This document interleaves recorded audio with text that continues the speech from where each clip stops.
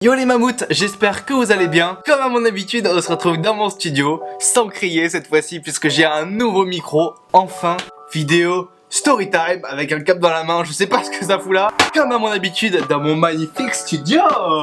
Ouais. Aujourd'hui, je vais vous raconter la story time que j'ai racontée déjà sur mon compte Instagram, mais avec plus de détails cette fois-ci. Aujourd'hui, je vais vous raconter comment j'ai failli perdre 600 €. Tout a commencé un vendredi soir, alors que je prenais ma douche. Ma douche parce que j'avais travaillé dans le jardinage l'après-midi. Donc je vais vers la douche qui est donc à l'opposé de ma chambre. En gros, il y a ma chambre là il y a la chambre de ma soeur où il y a une douche. Dans ma chambre, il n'y a pas de douche. Et du coup, comme en habitude, je mets de la musique. J'ai l'habitude de mettre de la musique pendant que je mets de la douche, pendant que je suis dans la douche. Du coup, je mets de la musique assez forte parce que sinon j'entends pas.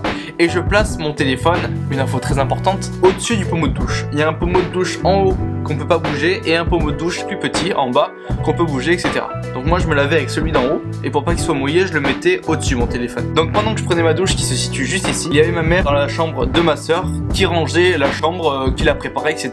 Car ma soeur devait revenir le lendemain de Paris pour passer 5 jours ici. Bref, parce que sur ce, ma mère me dit baisse la musique Antoine, c'est super fort. Quelle ne fut pas ma surprise quand je l'entendis toquer à la porte pour me dire de baisser la musique. J'étais pas au courant qu'elle était là. Du coup ça m'a fait déjà une surprise. Je me suis dit il y a des fantômes. Non, finalement c'était clairement ma mère qui me demandait juste de baisser la musique. Donc j'arrive, je prends mon doigt, j'appuie sur le bouton pour baisser la musique et en appuyant sur le bouton pour baisser la musique, je pousse mon téléphone qui était, je rappelle, au-dessus de ma douche. Et donc en poussant mon téléphone tombe derrière la douche puisque j'ai une douche en gros comme ça en angle. Là il y a le mur, là il y a les deux murs, ma douche est là. Donc mon téléphone tombe derrière, donc entre le mur et la douche. Donc la musique continue dans la douche, enfin derrière la douche.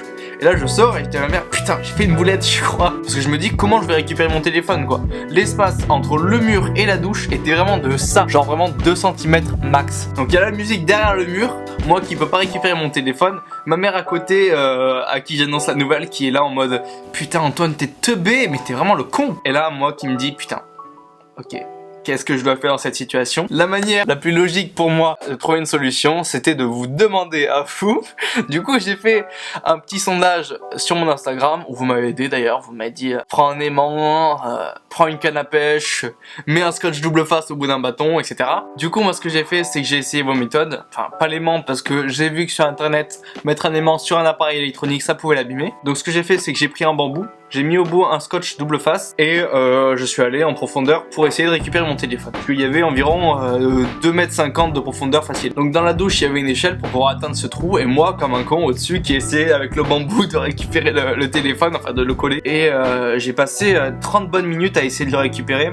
30 bonnes minutes ou 1 heure, je sais pas. Sans succès, malheureusement. Même si j'ai essayé de le coller à la paroi, etc., de le faire remonter, c'était vraiment trop galère. Donc après environ 3 jours sans téléphone, on dirait pas mais au final sans téléphone on se sent beaucoup plus libre. Quand on l'a on se dit putain je pourrais jamais m'en séparer, mais quand on se sépare de son téléphone de force et qu'on n'a pas le choix, ben on subit les conséquences et au final on trouve des avantages. J'ai eu beaucoup plus de temps par exemple pour finir la vidéo, enfin le montage de la vidéo qui est sortie la semaine dernière, qui est d'ailleurs affiché juste ici dans le petit i, ou peut-être dans l'autre sens je sais plus. Donc que des bénéfices au final. Mon frère qui passait par là et à qui j'avais déjà dit que j'avais perdu mon téléphone dans la douche m'a dit de mettre au bout du bâton un chewing-gum, enfin un malabar et 2 chewing-gums j'avais pris, et de le coller au téléphone et d'attendre que ça sèche. Donc on a fait ça et en faisant ça on a pété la douche. J'ai peut-être cassé, enfin détaché le tuyau du pommeau de douche d'en haut. Donc sans m'en rendre compte bien évidemment. Et c'est le soir, une fois que j'ai voulu prendre une douche, j'allume celui d'en haut et là je vois qu'il n'y a pas d'eau qui coule. J'entends un petit mais il y a rien qui sort. En bas de la douche, je vois de l'eau couler. Donc là, je me dis, ça sent pas trop bien ça. Et là, je me dis, putain, vraiment pas une bonne semaine. Il y a rien qui va bien cette semaine. J'en parle le soir à mes parents et on se dit que du coup, va falloir démonter la douche. Sachant que la douche est bien bétonnée au sol, etc.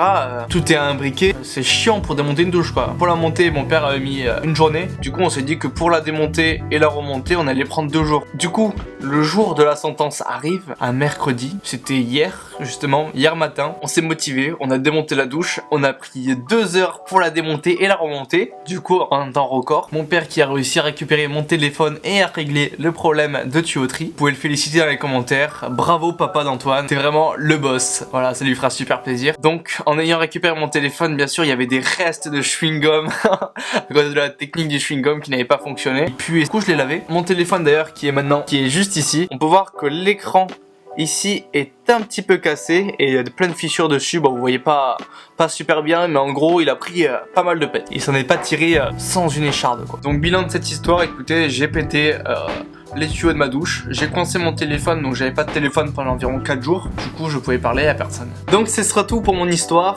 j'espère que vous l'avez apprécié, mettez un like si vous avez apprécié, mettez un commentaire pour dire si vous voulez voir plus de story time comme ça, j'ai plein d'histoires à raconter. Et surtout j'espère que la semaine prochaine, la vidéo unboxing des chaussures va vous plaire. Normalement je reçois le colis demain, du coup je vous tourne ça demain. Et normalement ça sort du coup la semaine prochaine. C'était Antoine Delp, gardez la pêche, gardez la patate, passez une bonne année, une bonne semaine, une bonne journée, une bonne soirée, une bonne nuit. Reposez-vous bien. On se retrouve la semaine prochaine. À bientôt.